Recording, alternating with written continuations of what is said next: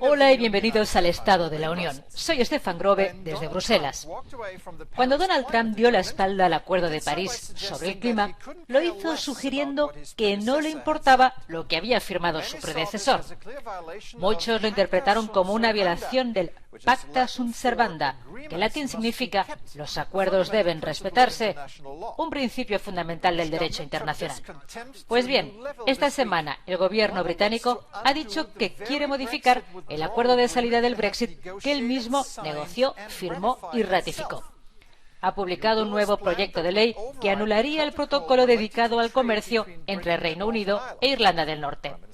El primer ministro Boris Johnson dio una explicación curiosa a su cambio de actitud.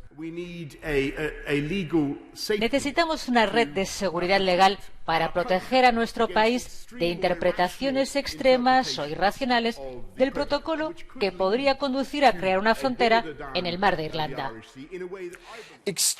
¿Interpretaciones extremas o irracionales? Insisto, fue él mismo quien lo aprobó.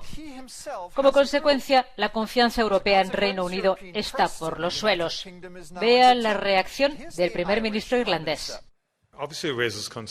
Obviamente hay preocupación cuando un gobierno comienza a alejarse unilateralmente de los acuerdos que celebraba.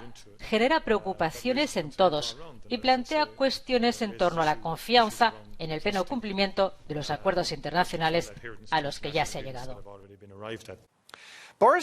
La disposición de Boris Johnson a romper un tratado como táctica de negociación es tonta y peligrosa, ha escrito el semanario The Economist, porque podría usarse como excusa para dejar que las negociaciones fracasen, dejando a ambas partes sin acuerdo. Y eso puede suponer un riesgo para la recuperación económica que a la Unión Europea tanto le ha costado orquestar. Pero gracias a su plan de estímulo masivo, Bruselas ve a Europa bien posicionada para competir económicamente con el resto del mundo, incluido Reino Unido. La respuesta económica de Europa globalmente ha sido muy superior a los paquetes de estímulo de Estados Unidos o China. Estamos enviando un mensaje no solo a nuestros ciudadanos, sino también al resto del mundo. Europa es una potencia mundial y estamos dispuestos a defender firmemente nuestros intereses. Quiero hablar ahora de economía y recuperación con el economista Thijs Pettersen, miembro de la Fundación Bertelsmann. Bienvenido al programa.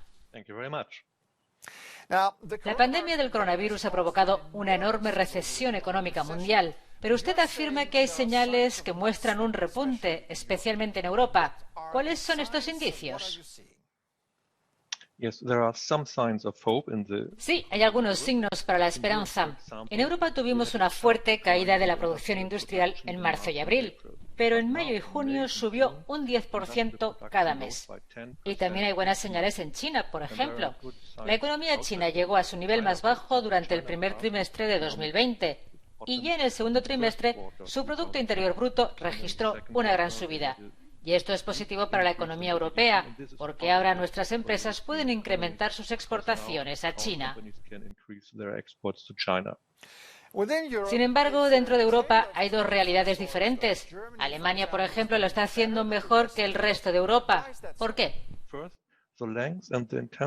Primero, debido a la duración e intensidad de los cierres obligatorios en los diferentes países. Italia, España y Francia tuvieron restricciones mucho más duras que Alemania. Y segundo, por la estructura económica, que es importante.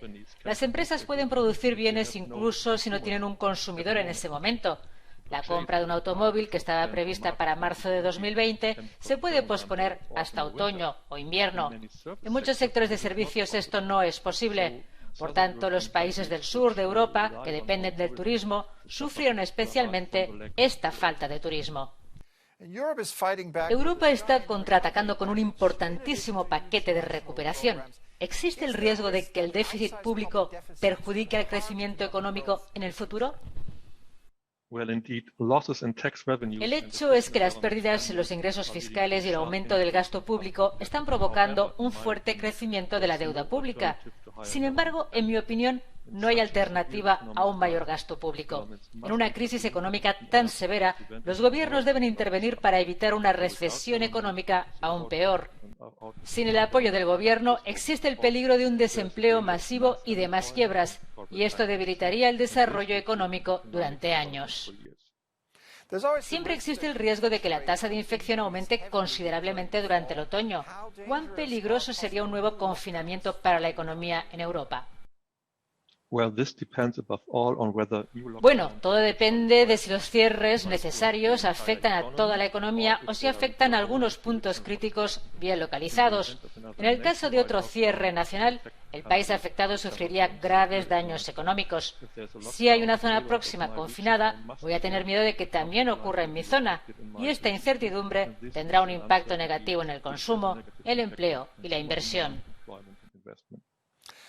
Tis Petersen, muchas gracias por compartir sus ideas con nosotros.